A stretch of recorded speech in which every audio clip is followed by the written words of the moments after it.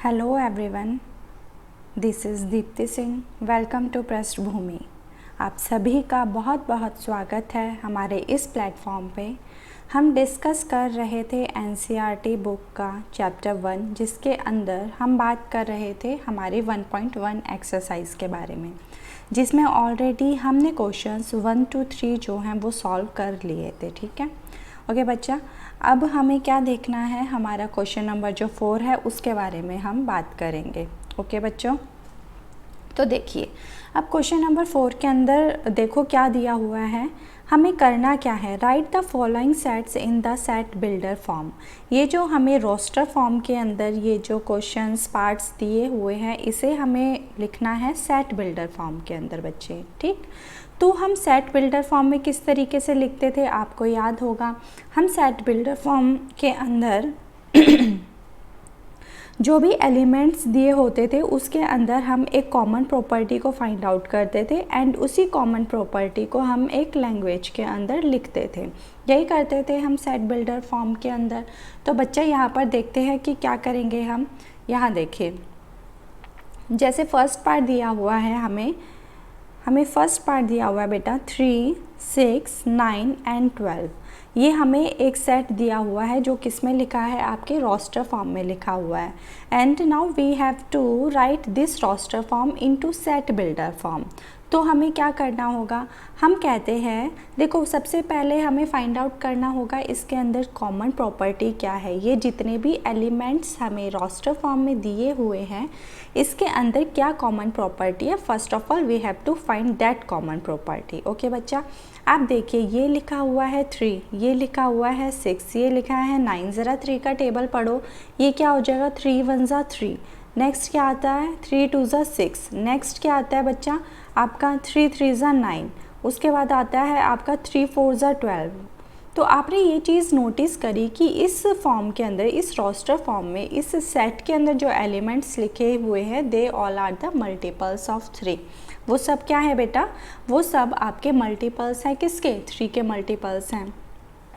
तो आप इसको किस तरीके से लिख सकते हैं, इसको जब सेट बिल्डर फॉर्म में लिखूंगी तो मैं ये बात बोल सकती हूँ कि मैंने एक सेट मान लिया जिसके अंदर x जो है ऐसे एलिमेंट है। इसका मतलब पता है ना, मैंने आपको बताया था द सेट ऑफ ऑल, है ना, द सेट ऑफ ऑल ये था, ये मीनिंग मैंने आपको बताया था। x क्या होते हैं, जो एलिमेंट्स इसके अंदर होते हैं, सच दैट ये जितने भी x यहाँ पर जितने भी ये एलिमेंट्स है they all are the multiples of 3। तो मैं क्या कहूँगी, x इज़ मल्टीपल ऑफ 3। ये बात मैं बोल सकती हूँ, बताइए मैंने जो ये बात बोली क्या ये सही है।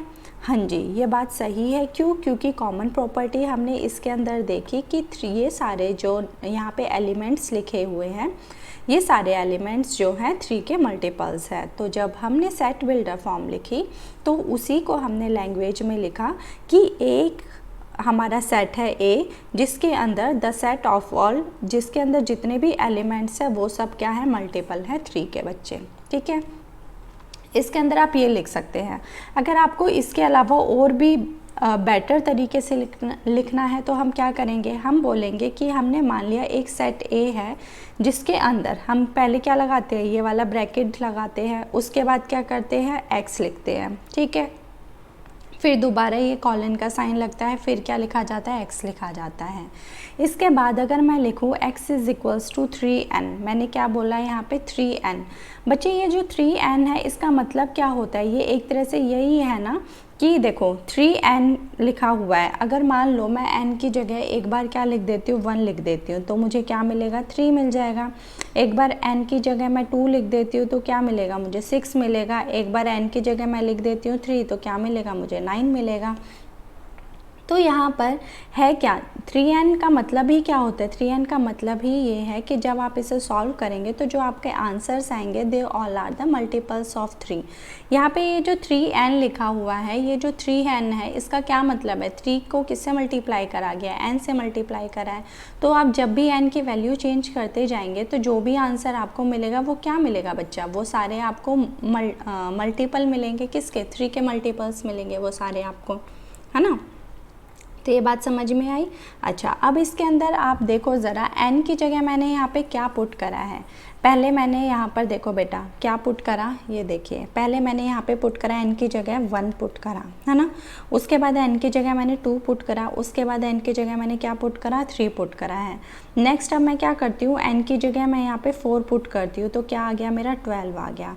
उसके बाद मैं n की जगह क्या पुट करती हूँ, 5 पुट करती हूँ, तो बेटा क्या आएगा, 3 5 15 आता है। बट हमने ये देखा कि ये जो हमारा सेट था इसके अंदर सिर्फ 4 डिजिट्स हैं। क्या क्या, एक 3 है, एक 6 है, एक 9 है और एक 12।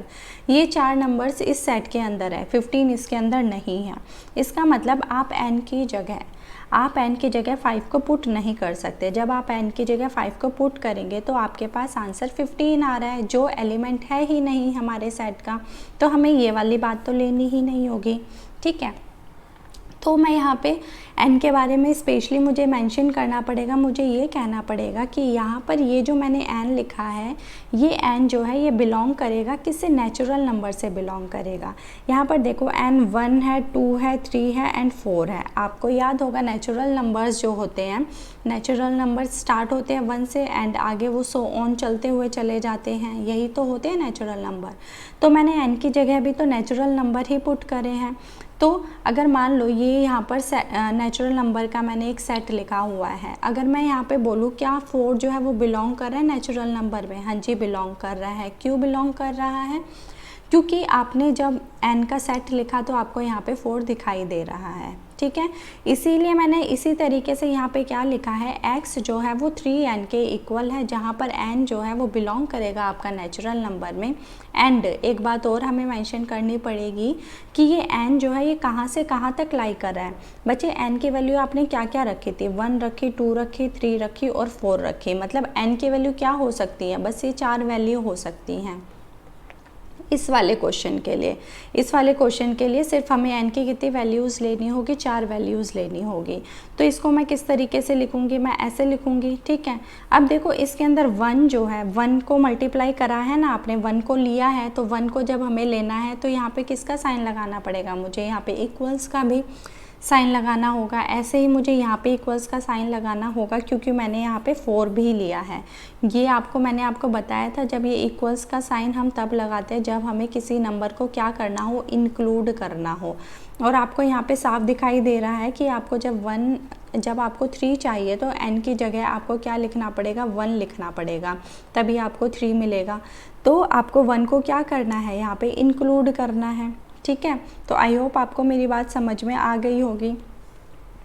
तो देखो इसको अगर हम फाइनली जब इसका आंसर लिखेंगे तो हमें क्या लिखना होगा, हम इसका आंसर लिखेंगे, अगर मुझे इसकी सेट बिल्डर फॉर्म लिखनी है तो a is equals to x colon x is multiple of 3। एक तो हम ये बात लिख सकते हैं यहाँ पर, है ना, मल्टीपल ऑफ 3। और दूसरी अगर मैं लिखना चाहूँ तो इसी की सेट बिल्डर फॉर्म ये भी लिखी जा सकती है बेटा कि x colon x is equals to 3n where n belongs to natural number and जो ये n होगा this will lie between 1 and 4, ठीक है। ये 1 और 4 के बीच में लाई करेगा। तो ये पूरा क्या है, आपका आंसर है किसका, इसका फर्स्ट पार्ट का, ठीक है। उसके बाद देखते हैं हम हमारे सेकेंड पार्ट को। अब यहाँ पर देखिए, जब सेकेंड पार्ट को हमने देखा तो मैं अलग से दोबारा इस पार्ट को यहाँ पर लिख देती हूँ। ये हमारा एक सेट है 2, 4, 8, 16 एंड 32, ये हमारा एक सेट हो गया, ठीक है। यहाँ पर अगर हमें सेट बिल्डर फॉर्म लिखनी है तो हमें फाइंड आउट करनी होगी कॉमन प्रॉपर्टी। जब हमने इस सेट को नोटिस करा तो हमने देखा अगर मैं पावर चेंज करती जाती हूँ तो मुझे ये सारे एलिमेंट्स मिल जाएंगे इस सेट के। कैसे, ये देखिए, जब मैंने 2 की पावर 1 लगाया तो 2 1 ज़ा 2 होता है। फिर उसके बाद जब मैंने 2 की पावर 2 लगाया तो मुझे 2 2 ज़ा 4 होता है। उसके बाद 2 की पावर जब 3 लगाया, 2 की पावर 3 का मतलब क्या होता है बच्चा, इसका मतलब होता है 2 को हमें कितने बार मल्टीप्लाई करना है, 3 टाइम्स मल्टीप्लाई करना है, हमें कितने बार मल्टीप्लाई करना है, 3 टाइम्स। तो 2 2 ज़ा 4, 4 2 ज़ा 8, तो कितना आता है, 8 आता है। ऐसे ही अगर आप 2 की पावर 4 करते हैं तो आप क्या करोगे, 2 को कितने टाइम्स मल्टीप्लाई करोगे, 4 टाइम्स मल्टीप्लाई करोगे आप, तो आपको कितना आंसर मिलेगा यहाँ पर 2 2 ज़ा 4, 4 2 ज़ा 8, 8 2 ज़ा 16, 16 मिलेगा।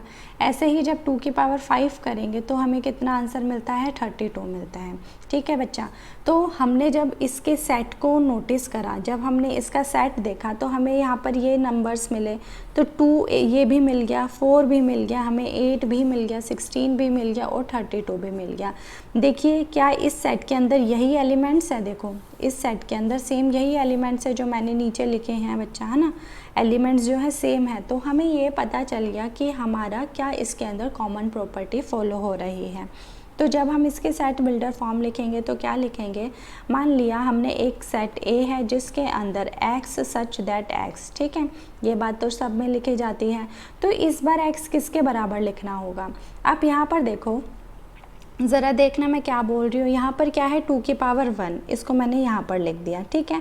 उसके बाद 2 की पावर 2 ही 4 के बराबर है, फिर क्या लिखा 2 की पावर 2, फिर उसके बाद मैंने लिखा 2 की पावर 3, उसके बाद ये आ गया आपका 2 की पावर 3। नेक्स्ट क्या है बच्चे, फिर है आपका 2 की पावर 4 और उससे नेक्स्ट जो है वो है आपका 2 की पावर 5। ठीक है बच्चा, तो ये कितना आ गया, यहाँ पर अगर आप नोटिस करोगे तो 2 तो सेम ऐसे ही लिखा हुआ है, बट इसकी जो ऊपर पावर है, मान लीजिए मैंने इसकी पावर n मान ली, ठीक। तो जब मैंने इसकी पावर n मान ली और जब मैंने इस वाले यहाँ पर जो लिखा है इसके अंदर नोटिस करा, तो जो n की वैल्यू है वो चेंज हो रही हैं। पहले 1 थी n की वैल्यू, फिर 2 है, फिर 3 है, फिर n क्या हो गया 4 हो गया, फिर n कितना हो गया 5 हो गया, है ना। क्या n इससे ज़्यादा है, मतलब 2 की पावर 6 भी इस सेट के अंदर है, नहीं है। तो हमें n कहाँ से कहाँ तक लेना होगा, हमें जो है n वो लेना होगा 1 से कहाँ तक, 5 तक लिया जाएगा। और हमें पता है 1 से 5 जो होते हैं सारे नंबर्स, ये 1 2 3 4 5 किसके अंदर आ जाते हैं, नेचुरल नंबर्स में आ जाते हैं। ठीक है, ये बात हमें समझ में आ गई। अब मुझे इसी बात को एक सही सी लैंग्वेज के तौर पे लिखना होगा आंसर में। तो मैं इधर क्या करूँगी, मैं यहाँ पर लिखूँगी a is equals to bracket x colon x that is equals to 2 की पावर n। मैंने ये लिख दिया और फिर मैंने बताया कि ये n है क्या, तो ये n क्या था बच्चा, ये नेचुरल नंबर है। तो मुझे क्या लिखना होगा, यहाँ पर मुझे लिखना होगा, इसको रफ करो, मुझे लिखना होगा n belongs to natural number and इसके अलावा n कहाँ से कहाँ तक लाई कर रहा है बेटा, 1 से 5 के बीच में लाई कर रहा है। तो n को क्या लिखेंगे, 1 से कहाँ तक लिखा जाएगा, ये 5 तक लिखा जाएगा। अब देखो 1 को इंक्लूड करा है, इंक्लूड करने का मतलब है कि यहाँ पे क्या मैंने 1 का यूज़ करा है नंबर का, हाँ जी मैंने यूज़ करा है। तो मुझे यहाँ पे इक्वल्स लगाना पड़ेगा, तभी तो हम 1 लिख सकते हैं। अगर यहाँ पे आप इक्वल्स नहीं लगाते तो इस बात का मतलब ये होता है कि जो n 1 नहीं है बल्कि 1 से बड़ा है, भले वो 1.2 हो, भले वो 1.5 हो, वट एवर, बट 1 से बड़ा है, 1 नहीं है। बट हमें ये जो पहला एलिमेंट है इसका हमें तो वो 2 चाहिए, और 2 कैसे आया था, 2 की पावर जब 1 थी, इसका मतलब हमें n की वैल्यू कितनी चाहिए थी, 1 चाहिए थी।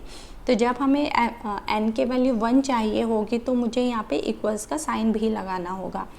ऐसे ही सेम मुझे 2 की पावर 5 चाहिए, तो मुझे यहाँ 5 जब चाहिए होगा तो मुझे यहाँ पे इक्वल्स का एक साइन लगाना होगा। ठीक है, उसके बाद क्या करूँगी, मैं इस ब्रैकेट को बंद कर दूँगी। ठीक है बच्चा, चलो तो इसका अगर आपका एग्जैक्ट आंसर हम लिखेंगे कि जो सेकंड पार्ट है इसका आंसर कैसे लिखा जाएगा, उसको हम लिखेंगे a is equals to x colon x equals to 2 raise to power n where n belongs to natural number and n जो है वो लाई करेगा 1 से 5 के बीच में। ठीक है बच्चे, ये किसका आंसर हो गया, आपका सेकंड पार्ट का आंसर हो गया। हमारे 2 पार्ट्स जो हैं वो फिनिश हो गए। ठीक है बेटा, उसके बाद देखिए थर्ड पार्ट के बारे में बात करते हैं। जो हमारा थर्ड पार्ट है वो क्या कहता है वो देखिए। थर्ड पार्ट को यहाँ पर देखो, अगेन मैं लिखती हूँ, यहाँ पे क्या है 5, 25, 125 and 625। There are 4 elements in this set, right. और हमें यहाँ पर कुछ एक कॉमन प्रॉपर्टी फाइंड आउट करनी है। अगर आपने नोटिस करा होगा तो आपको समझ में आया होगा कि ये जो है ये है 5 की पावर 1, ये जो है ये है आपके 5 की पावर 2। 5 की पावर 2 का मतलब क्या होता है, 5 को कितने बार आप मल्टीप्लाई करोगे, 2 बार, एंड 5 5 ज़ा कितना होता है बेटा, 25 होता है। ठीक है, ये जो है ये क्या है हमारा 5 की पावर 3 है। 5 की पावर 3 का मतलब 5 को मल्टीप्लाई करिए 3 टाइम्स, जब आप मल्टीप्लाई करेंगे तो आपका आंसर क्या आएगा 125। सेम ये जो 625 होता है ये क्या होता है आपकी 5 की पावर 4 होती है। मीन्स 5 को कितने बार बच्चा मल्टीप्लाई करना होगा, आपको 4 टाइम्स मल्टीप्लाई करना होगा and after the multiplication you will get 625 as your answer. Okay बच्चे, तो हमने यहाँ पर ये चीज़ देखा कि ये जो सेट लिखा गया है ये क्या है, ये 5 की पावर क्या हो रहा है, n हो रहा है, यही तो चीज़ हो रही है। जिस तरीके से जो आपका सेकंड पार्ट था उसमें 2 की पावर n थी, इसी तरीके से इस वाले सेट के अंदर 5 की पावर क्या हो रही है बेटा, n हो रही है। ठीक है, अब यहाँ पर हमें सबसे पहले n के बारे में कुछ पता करना होगा। n जो है वो देखो क्या है इसके अंदर आप देखोगे जो n है वो 1 है। मैं यहाँ पे सिर्फ n की वैल्यू लिख रही हूँ, वो 1 है। उसके बाद n की वैल्यू यहाँ पर आपका 2 है, उसके बाद n की वैल्यू 3 है यहाँ पे, उसके बाद n की वैल्यू जो है वो 4 है। तो n की वैल्यू कितनी है बच्चे, ये 4 वैल्यूज़ हैं जो हमारे इस सेट को बनाने के लिए यूज़ की गई हैं। ठीक है, और हमें पता है कि 1 2 3 4 जो है is also part of your natural numbers. ये क्या है, हमारे नेचुरल नंबर्स है बच्चे, ये बात हमें पता चल गई n के बारे में। तो जब हमें आंसर इसमें राइट करना होगा तो हम किस तरीके से लिखेंगे, मान लिया हमने कि हमारे पास एक सेट A है जिसके अंदर the set of all x such that x जो है वो आपका क्या है, that is equals to 5 raise to power n, जहाँ पर हमारा जो n है वो क्या है, n जो है वो बिलोंग कर रहा है हमारे नेचुरल नंबर्स में। We know that if we want to represent natural numbers then we have to write the capital n। जो कैपिटल n होता है, this capital n represents natural number. Okay, we already know this thing. Okay fine, आगे देखते हैं। उसके बाद हमें ये बताना होगा कि ये जो n है ये कहाँ से कहाँ तक लाई कर रहा है। तो हमने यहाँ पर देखा ये n जो है वो 1 से शुरू होके कहाँ पे ख़त्म हो गया, 4 पे ख़त्म हो गया। तो हमें यहाँ पर क्या लिखना होगा कि जो n है ये आपका होगा 1 से 4 के बीच में। अब यहाँ पर अगेन हमें चेक करना होगा कि क्या मुझे यहाँ पर इक्वल्स टू लगाना है या नहीं लगाना। देखो, अगर इक्वल्स टू लगाऊंगी तभी मुझे n की वैल्यू मैं 1 को पुट कर पाऊंगी। ठीक है, अगर मैं इक्वल्स नहीं लगाऊंगी तो n की वैल्यू मैं 1 पुट नहीं कर सकती। मैं 1 से बड़ा नंबर पुट कर सकती हूँ बट 1 नहीं पुट कर सकती। बट जब मुझे इस सेट के लिए ये वाला नंबर चाहिए 5, तो मुझे n की वैल्यू 1 यहाँ पे पुट करनी होगी। सो दैट इसलिए मुझे क्या करना होगा, यहाँ पे इक्वल्स का साइन लगाना होगा। और अगेन यहाँ पे भी इक्वल्स का साइन लगाया जाएगा क्योंकि मुझे 5 की पावर 4 भी चाहिए। किस लिए चाहिए, 625 जो हमारा एलिमेंट है उसके लिए 5 की पावर 4 चाहिए। ठीक है बच्चे, तो और यहाँ पे हम क्या कर देंगे, इस ब्रैकेट को बंद कर देंगे। आपको समझ में आया हमने ये कैसे करा। तो इसको जब मुझे फाइनली आंसर लिखना होगा तो मैं किस तरीके से लिख सकती हूँ, मैं बोलूँगी कि हमारे पास एक सेट A है जिसके अंदर x सच दैट x, ये x जो है that is equals to 5 raise to power n, जहाँ पर ये n जो है बिलोंग करता है हमारे नेचुरल नंबर्स में एंड n जो है वो लाई करता है 1 से 4 के बीच में। ठीक है, ये सॉरी x नहीं है बच्चे, ये n है। ठीक है, ये n जो है लाई करता है आपका 1 से 4 के बीच में। ओके, ये पार्ट हो गया। उसके बाद हम बात करेंगे इसी के 4th पार्ट के बारे में। एंड 4th पार्ट में देखो क्या दिया हुआ है हमें, ये दिया है 2 4 6 एंड आगे dash dash dash dash dash और डॉट डॉट का मतलब मैंने आपको बताया था कि जब भी किसी सेट के अंदर आपको डैश या डॉट देखने को मिलते हैं तो उसका मतलब होता है कि वो जो सेट है वो एक इनफाइनाइट सेट है और वो आगे चलता हुआ जा रहा है। तो ये कैसा हो गया, मतलब इसके अंदर जो एलिमेंट है वो डेफिनेट नहीं है, वो कितने हो सकते हैं हमें इसका कोई आइडिया नहीं है। इस सेट के अंदर एलिमेंट्स कितने भी हो सकते हैं। ठीक है, ओके। अब सबसे पहले मुझे एक बात बताओ, मैंने आपको एक बात बताई थी, सबसे पहले आप मुझे एक बात का आंसर दीजिए कि नेचुरल नंबर्स क्या होते हैं। सिंपल सा मैंने आपसे क्वेश्चन पूछा है, नेचुरल नंबर्स क्या होते हैं, तो आपका आंसर होगा मैम 1 2 3 4 5 6 7 8 9 10, उसके बाद सो ऑन, ये सब नेचुरल नंबर्स होते हैं एंड ये सेट जो है चलता हुआ चला जाता है। ठीक है, इसका यहाँ पे कोई एंड नहीं है क्योंकि हमें यहाँ पे कोई लास्ट नंबर के बारे में कोई भी नॉलेज नहीं है। ठीक है, ये बात हुई। चलो, अब इसी नेचुरल नंबर के सेट में अगर मैं बात करूँ तो ये नंबर, ये वाला नंबर, ये नंबर, ये नंबर, ये वाला, तो ये सब क्या कहलाते हैं बच्चे, ये सारे नंबर इवन नंबर्स कहलाते हैं। ये क्या कहलाते हैं, इवन नंबर्स कहलाते हैं। चूँकि ये नंबर्स नेचुरल नंबर्स है तो मैं ये भी बोल सकती हूँ these numbers are the even natural numbers, ये बात बोल सकती हूँ मैं। इनको क्या बोल सकती हूँ, इवन नेचुरल नंबर्स बोलती हूँ।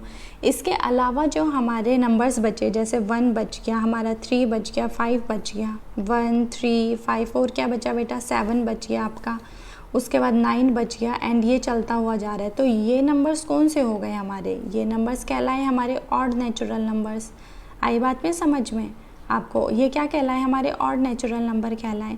तो यहाँ से इवन नेचुरल नंबर्स कौन से कहला रहे हैं, इवन नेचुरल नंबर कहला रहा है आपका 2, उसके बाद क्या कहला रहा है 4, उसके बाद कहलाया 6, उसके बाद क्या आएगा इवन नंबर 8, उसके बाद क्या आएगा 10 आएगा, और सो ऑन, ये चलता चला जाएगा। आप जब नोटिस करेंगे जो आपको सेट दिया हुआ है वो सेम यही सेट है, 2 4 6 2 4 6, उसके बाद इन्होंने डॉट डॉट लगा दिया। अब ये जो 3 डॉट्स होते हैं या फिर ये जो डॉट्स होते हैं, ये क्या कहते हैं कि आपका सेट जो है आगे चलता हुआ चला जा रहा है।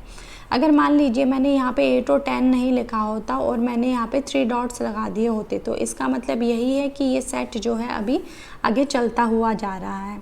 तो आपको यहाँ पे साफ दिखाई दे रहा होगा कि ये सेट किसका है, ये सेट तो इवन नेचुरल नंबर्स का है। ये बात समझ में आ गई।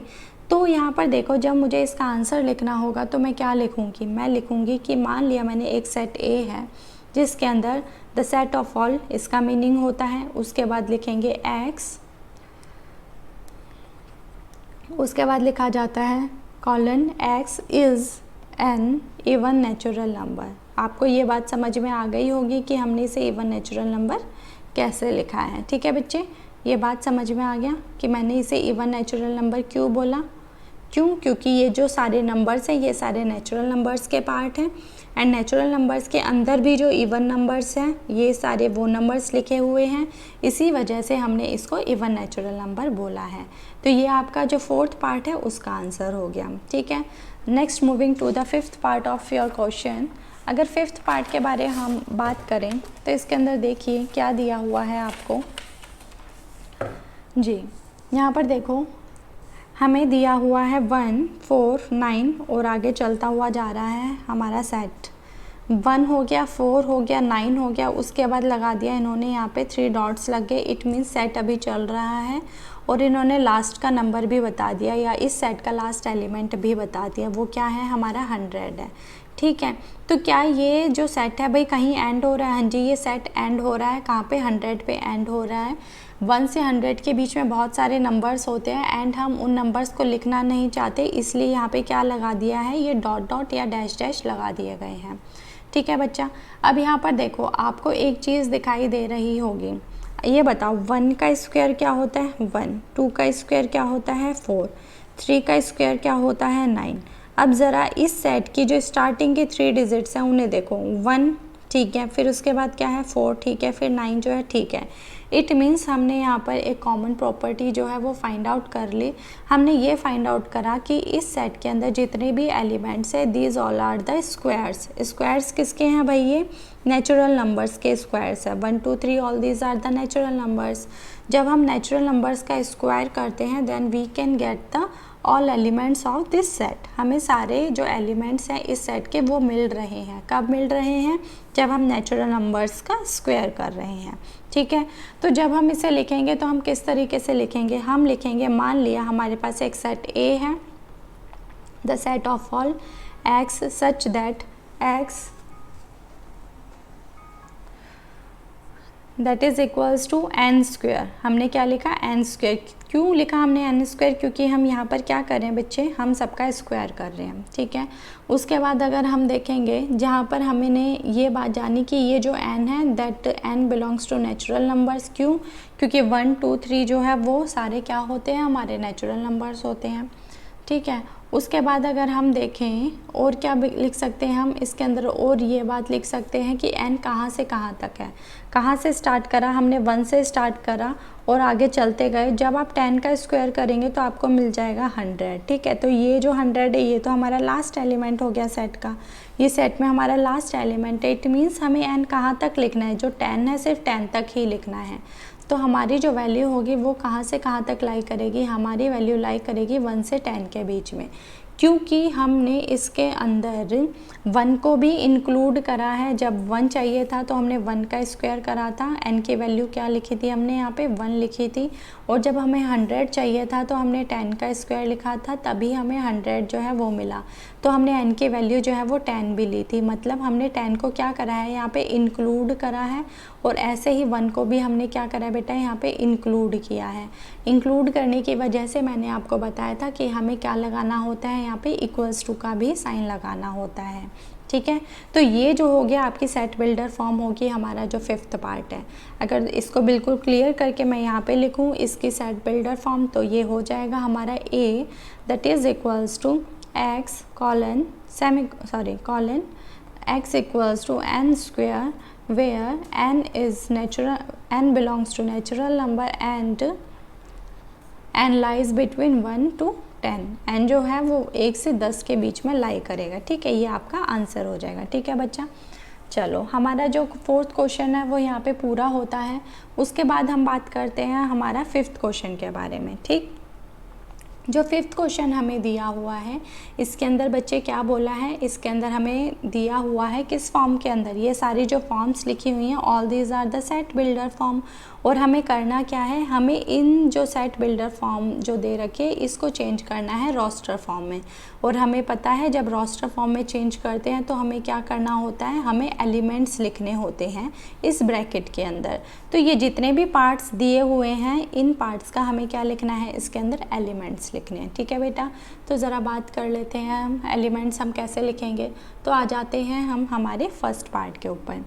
जब फर्स्ट पार्ट देखते हैं तो देखो इन्होंने बोला है कि ए जो है वो आपका एक ऐसा सेट है, ए जो है एक ऐसा सेट है जिसके अंदर जो एक्स है मतलब जो एलिमेंट्स हैं वो क्या हैं, वो सारे ऑड नेचुरल नंबर हैं। वो क्या है बेटा, ऑड नेचुरल नंबर हैं।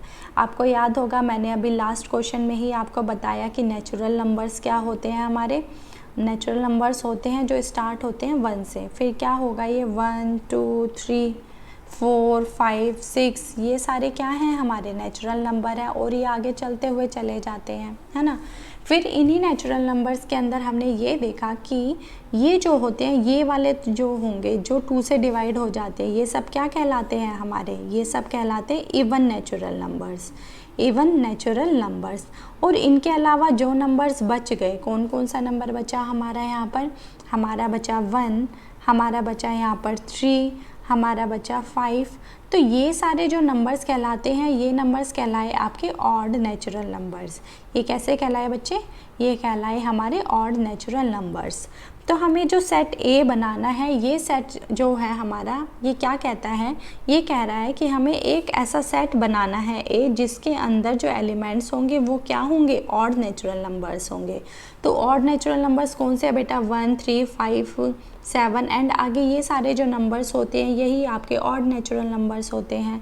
तो हमारा यहाँ पे क्या सेट बनेगा, हमारा सेट बनेगा 1 3 5 7 9 और ये आगे चलता हुआ चला जाएगा और यहाँ पे आप ब्रैकेट क्लोज कर देंगे। तो ये आपका फर्स्ट का आंसर हो गया बच्चे, ठीक है। फर्स्ट का क्या आंसर होगा, यहाँ पर देखिए a इक्वल्स टू ब्रैकेट लगाइए 1 3 5 7 9 और ये क्या होगा आपका सो ऑन चलता हुआ चला जाएगा। तो फर्स्ट पार्ट हो गया आपका। चलो नेक्स्ट पार्ट देखते हैं इसी का। नेक्स्ट पार्ट कहता है कि B जो है आपका, B एक ऐसा सेट है जिसके अंदर x एलिमेंट है भाई, और वो एलिमेंट क्या है, वो इंटीज़र हैं। वो क्या है बेटा, इंटीज़र हैं। वो एलिमेंट्स कैसे हैं हमारे, इंटीज़र।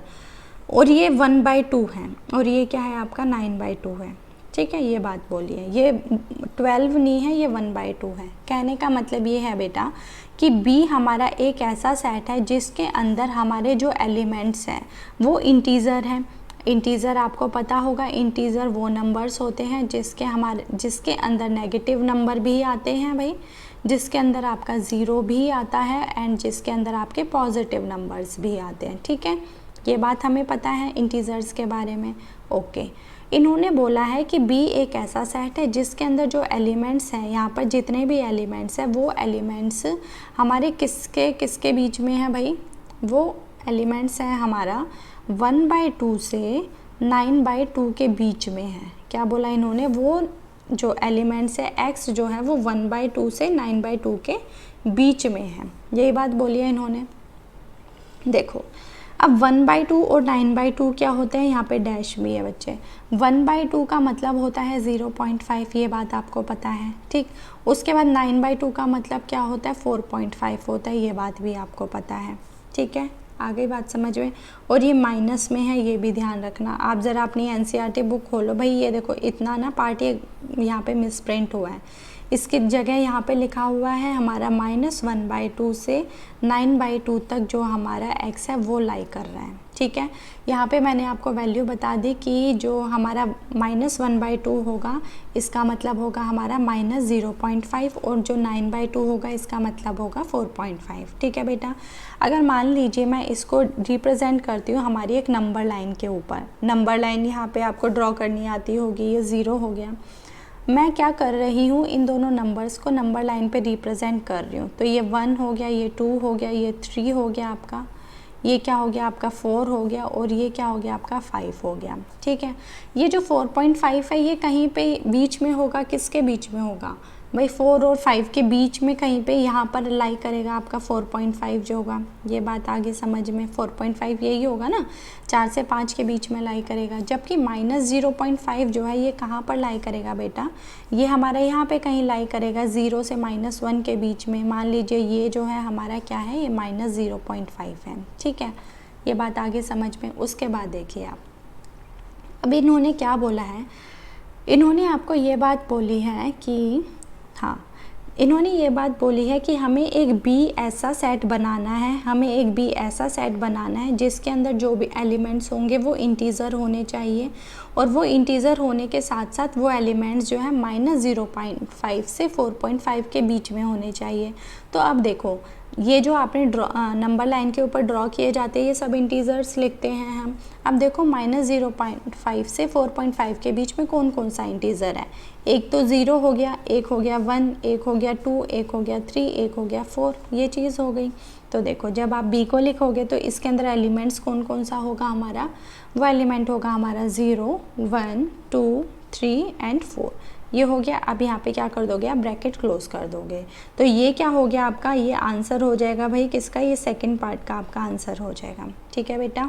उसके बाद देखिए, इसके बाद हम देखते हैं इसका थर्ड पार्ट ने बोला है सी जो है आपका एक सेट है जिसके अंदर एक्स एलिमेंट है, और वो एलिमेंट क्या है, हमारे इंटीज़र है। वो एलिमेंट क्या है, हमारे इंटीज़र। और वो x के बारे में कुछ इन्होंने स्पेशल बात बताई है। वो बोला है कि जो x होगा वो इस तरीके का होगा कि जब आप उस x का स्क्वायर करोगे तो वो हमेशा किससे छोटा आएगा, आपके 4 या 4 से छोटा आएगा। इक्वल्स टू का मतलब यहाँ पे ये हो गया, जब आप स्क्वायर करेंगे तो आपका क्या आएगा, या तो वो 4 आएगा या फिर 4 से छोटा आएगा, ठीक है। ये बात आपकी इन्होंने बताई है। और इन्होंने बोला है x क्या है, इंटीज़र है। इंटीज़र का मतलब है कि भाई नंबर आपका कैसा हो सकता है, नंबर आपका नेगेटिव भी हो सकता है, 0 भी हो सकता है और पॉजिटिव भी हो सकता है। इंटीज़र यही बात बोलते हैं। अब देखो अगर मैं मान लो यहाँ पे क्या करती हूँ बच्चे, मैंने अब क्या करा, मैंने कुछ नंबर्स ले लिए। मान लिया मैंने लिया भाई 0 का जब मैंने स्क्वायर करा तो मुझे क्या मिला, 0, ठीक है। ये 0 भाई 4 से छोटा है, ये बात हमारी सही होगी। क्यों, क्योंकि जो स्क्वायर आएगा ना वो हमेशा क्या होना चाहिए, वो 4 या फिर 4 से छोटा होना चाहिए, तभी वो वैलिड हो पाएगा। जब मैंने यहाँ पे लिया 1 का स्क्वायर किया तो मुझे मिला 1 का स्क्वायर 1 होता है, और 1 जो होता है वो 4 से छोटा होता है। इट मीन्स मैं 1 को ले सकती हूँ, ठीक है। x के जो वैल्यू होगी वो 1 हो सकती है।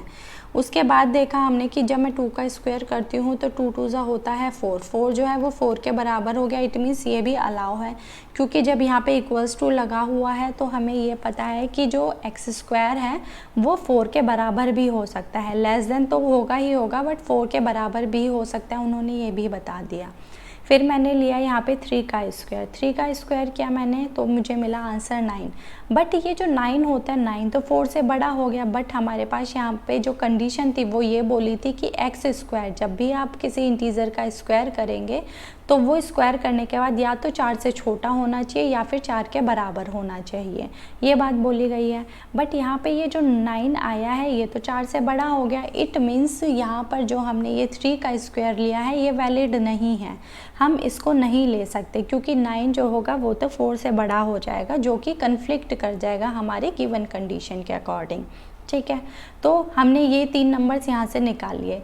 इंटीज़र हैं, इसका मतलब हम नेगेटिव नंबर्स को भी ले सकते हैं। तो 0 से पीछे क्या चलता है, -1 चलता है।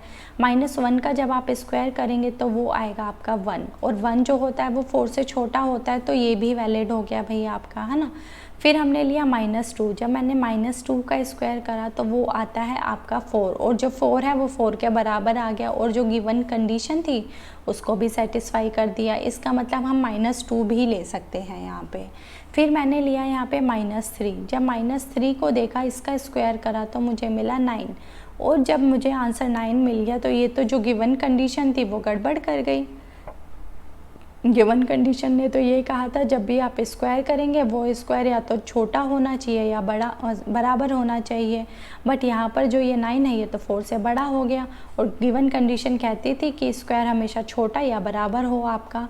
तो इसका मतलब आप -3 भी नहीं ले सकते, क्योंकि ये कंडीशन को सेटिस्फाई नहीं कर रहा। तो कौन कौन से ऐसे नंबर्स हैं जो आपकी कंडीशन को सेटिस्फाई कर रहे हैं, सिर्फ ये वाले नंबर्स, इन्होंने ही कंडीशन को सेटिस्फाई करा है। तो जब आप थर्ड पार्ट के अंदर अपना सेट लिखेंगे तो आप लिखेंगे C जो है दैट इज़ इक्वल्स टू, और एलिमेंट्स जब लिखना शुरू करेंगे तो आप लिखेंगे -2, फिर -1, देन 0, उसके बाद लिखेंगे हम 1, और उसके बाद लिखेंगे हम 2। ठीक है, तो ये जो सेट C होगा उसके अंदर आपके ये वाले एलिमेंट्स देखने को मिलेंगे। ओके बच्चा, उसके बाद हम बात करते हैं हमारा जो डी पार्ट है उसके बारे में देख लेते हैं।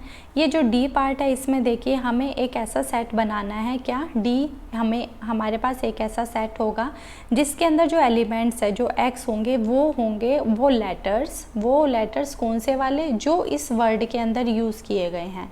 जो शब्द लॉयल बनाते टाइम हमने अल्फ़ाबेट्स या लेटर्स का जो यूज़ किया है, उन्हीं लेटर्स का हमने एक सेट बनाया है जिसको बोला गया है डी। ठीक है, तो जो डी सेट होगा उसके अंदर आप जब लिखोगे लेटर्स तो क्या लिखोगे बेटा, जब आपने लेटर्स लिखे आपने एक सेट बनाया डी। ठीक, हमने इसी वर्ड के लेटर्स का यूज़ करा इसके एलिमेंट्स को लिखने के लिए। तो क्या है भाई, पहले एल कोमा लगाऊंगी, उसके बाद क्या है हमारा ओ, उसके बाद कोमा लगाया मैंने, उसके बाद क्या है वाई, फिर कोमा लगाऊंगी, उसके बाद क्या है बेटा ए, उसके बाद क्या है एल। तो लॉयल लिख दिया मैंने यहाँ पे, ये लिख दिया। बट मैंने आपको एक कंडीशन बताई थी कि जब भी आप एक सेट को नोट डाउन करते हैं या फिर लिखते हैं तो रिपीटेशन ऑफ जो एलिमेंट्स होते हैं उस सेट में वो हम अलाउ नहीं करते हैं। मैंने ये बोला था कि जब भी आप सेट लिखेंगे तो आप ये ध्यान रखिए कि जो उस सेट के एलिमेंट्स हैं वो रिपीट ना हो।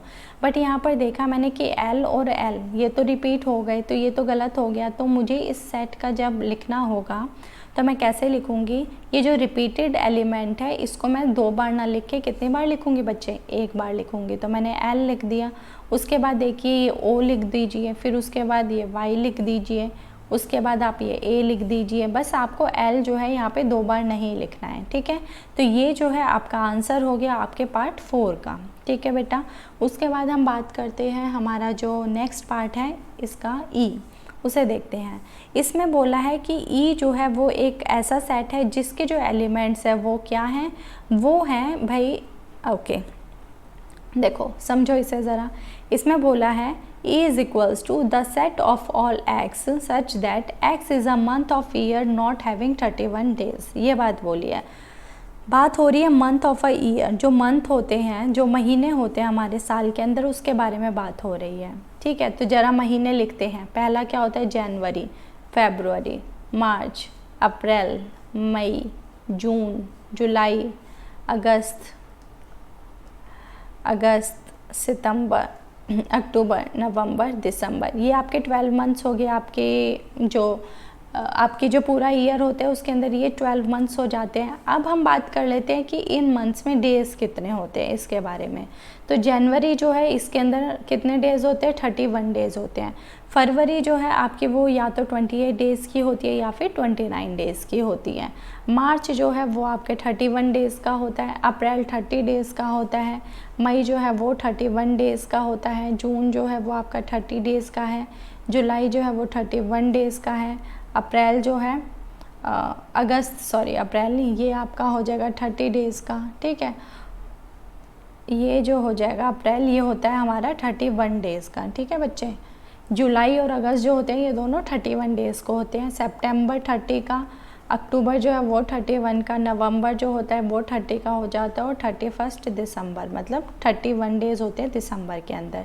ये चीज़ मैंने लिख दी यहाँ पे मैंने मंथ लिख दिया, और मंथ के साथ उसके मंथ में जितने डेज़ होते हैं वो चीज़ मैंने लिख दी साथ में आपका, ठीक है बेटा। ओके, अब मुझे यहाँ पे क्या करना है, जो 5th पार्ट है वो ये कहता है कि ई हमारा एक ऐसा सेट है जिसके अंदर हम उन मंथ्स का नाम लिखेंगे जिस मंथ के अंदर 31 डेज़ नहीं होते हैं। दोबारा से सुनिए, ई हमारा एक ऐसा सेट है जिसके जो एलिमेंट्स वो मंथ्स होंगे जिसके अंदर आपके 31 डेज़ नहीं होते। अब देखो किस में 31 डेज़ नहीं है आपका, हमें ये चीज़ लिखनी होगी। तो फैब जो है भाई, फैब के अंदर या तो 28 दिन होते हैं या 29 दिन होते हैं, 31 दिन तो नहीं होते, ठीक है। तो फरवरी जो होगा वो आपका इसके अंदर आ जाएगा, है ना, वो आपका इसके अंदर आ जाएगा आपके सेट में। उसके बाद देखो कौन सा मंथ है जिसमें 31 डेज़ नहीं है, अप्रैल हमारा एक ऐसा मंथ है, तो अप्रैल जो है वो भी इसके अंदर आ गया। उसके बाद देखिए जून एक ऐसा मंथ है जिसमें 31 डेज़ नहीं है, तो जून आपका आ गया। और उसके अलावा देखो एक आपका सितंबर आ गया, है ना, क्या आ जाएगा, सितंबर आ जाएगा इसी सेट के अंदर। उसके बाद देखो बच्चे, उसके बाद आता है हमारा नवंबर जिसके अंदर 30 डेज़ हैं, 31 डेज़ नहीं हैं, तो यहाँ पे क्या हो गया आपका, नवंबर हो गया।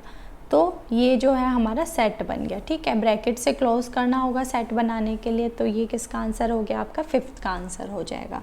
यहाँ पे 5th का आंसर अगर हम लिखेंगे तो हम लिखेंगे सेट ई है जिसके अंदर हमारे कौन कौन से मंथ थे बच्चे, फेब था, उसके बाद अप्रैल था, फिर जून था, फिर उसके बाद आपका सितंबर था, ठीक है, उसके बाद आपका नवंबर था। आप ये स्पेलिंग पूरी अपने आप से लिख लीजिएगा, मैंने अभी आपको लिखे दिखा दिया है, ठीक है।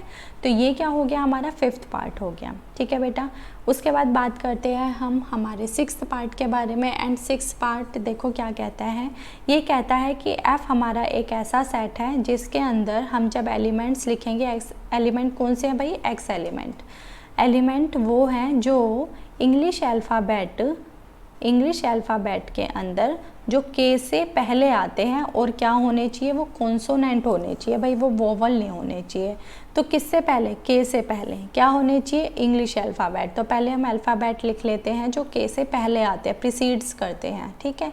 तो जब आप यहाँ पर लिखेंगे तो क्या हो जाएगा बच्चे, ये हो जाएगा A B C D E F G H I J, और फिर क्या हो गया आपका, के हो गया, ठीक है बेटा। उसके बाद देखो जब ये के हो गया आपका, तो अब क्या करना होगा हमें, के से क्या बोला है, पहले बोला है, तो के से पहले ये सारे अल्फ़ाबेट आते हैं आपके, ठीक, ये सारे इंग्लिश के अल्फ़ाबेट आते हैं। तो हमने जो एफ़ एक सेट बनाना है, उस एफ़ सेट के अंदर हमें वो वाले एलिमेंट्स लिखने हैं जो के से पहले आते हों, के से प्रीसीड्स करते हों। ये देखो यहाँ पे साफ ये बात लिखी हुई है कि वो के से क्या करते हो, प्रीसीड्स करते हों, और साथ साथ क्या होने चाहिए, कॉन्सोनेंट होने चाहिए। तो जो वोवल्स होंगे उसको क्या कर दो, कट कर दो, और जो बचा हुआ बचेगा आपका वो क्या हो जाएगा, जो बचे हुए लेटर्स बचेंगे वो क्या कहलाएंगे, आपके कॉन्सोनेंट कहलाएंगे। तो वोवल्स क्या होते हैं हमारे, वोवल्स होते हैं A-E-I-O-U, यही होते हैं ना वोवल्स। तो मुझे क्या करना होगा, इसमें ए काट दो, फिर उसके बाद आप ई काट दो, फिर उसके बाद आप आई काट दो। ओ तो है इसमें नहीं, और यू भी नहीं है इसमें, क्योंकि ये जो है ओ और यू ये के बाद आते हैं, जबकि हमें सेट में सिर्फ वो अल्फ़ाबेट लेने हैं जो के से पहले आते हैं। तो बचा क्या, बी बचा, आप बी लिखिए। यहाँ मैं ये स्मॉल लेटर्स में इसलिए लिख रही हूँ क्योंकि मैंने आपको बताया था जब भी हमें सेट लिखना होता है तो उसका नेम तो हम कैपिटल लेटर में लिखते हैं, बट उसके जो एलिमेंट्स होते हैं वो हमेशा स्मॉल लेटर्स में लिखे जाते हैं। ये बात हम ऑलरेडी कर चुके हैं। उसके बाद क्या है बेटा, सी लिखेंगे, उसके बाद क्या लिखेंगे हम, डी लिखेंगे, है ना। ये जो मैंने इसके अंदर वोवल्स लिखे तो वो क्या कर रही हूँ मैं, उनको रफ कर देती हूँ सो दैट हमें कोई कन्फ्यूज़न ही ना हो बेटा, है ना। ये हट गया। अब ये जितने भी आपके लेटर्स बचे हैं यहाँ पे, ये सारे क्या है, कॉन्सोनेंट हैं, और जो के से पहले आते हैं। तो बस आपको क्या करना है, इन सबको इस लाइन में लिख दो स्मॉल लेटर्स के अंदर। तो ये जो है ये बन जाएगा आपका क्या, ये बन जाएगा आपका सेट एफ़। ये सेट क्या कहलाएगा, आपका सेट एफ़ कहलाएगा, ठीक है बच्चे। ओके, अब यहाँ पर देखिए आज की वीडियो में हमने जो है हमारी एनसीईआरटी के 2 क्वेश्चंस सॉल्व करे हैं जो हमारे बिलोंग करते हैं एक्सरसाइज नंबर 1.1। एक्सरसाइज 1.1 का क्वेश्चन नंबर 4 हमने डिस्कस कर लिया एंड क्वेश्चन नंबर 5 जो है वो हमने यहाँ पर डिस्कस कर लिया है। ठीक है बेटा, नेक्स्ट वीडियो में हम डिस्कस करेंगे इसी चैप्टर का क्वेश्चन नंबर 6 जो क्या है हमारा एक मैच द फॉलोइंग है, और नेक्स्ट वीडियो में हम इस क्वेश्चन के बारे में बात करेंगे। ठीक है, तब तक बने रहिए पृष्ठभूमि के साथ और पढ़ते रहिए, खुश रहिए, मुस्कुराते रहिए। मिलेंगे हमारी नेक्स्ट वीडियो में जिसके अंदर हम सॉल्व करेंगे हमारे क्वेश्चन नंबर 6 को और कुछ फर्दर टॉपिक्स आगे हम डिस्कस करेंगे। मिलते हैं नेक्स्ट वीडियो में, जब तक ध्यान रखिए अपना। Thank you so much.